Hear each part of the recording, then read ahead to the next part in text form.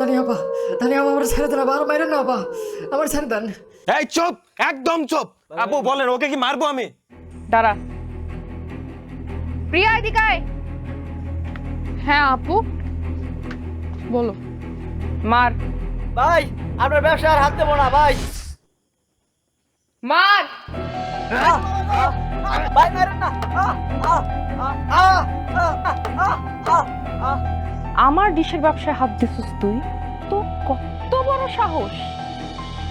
আজকের পর থেকে যদি আমার ব্যবসার আশেপাশেও তোরে দেখছি না, এই চক্ষু দুইটা না ছুটে ফেলাম। এই ওরে নিয়ে যা।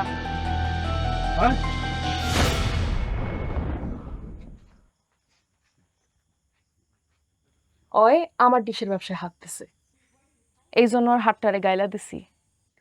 আর সিদ্দিক মাস্টারের পোলা আমার বোনটার গায়ে হাত দিছে। তাহলে ওরে আমি কি করবো কত? ছোটবেলায় মা মরে গেল, তোরে আমি আমারই নিজের হাতে কইরা বড় করলাম, মানুষ করলাম।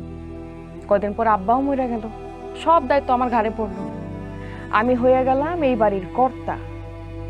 দেখ, তুই আমার আদরের ছোট বোন, তোরা আমি অনেক ভালোবাসি।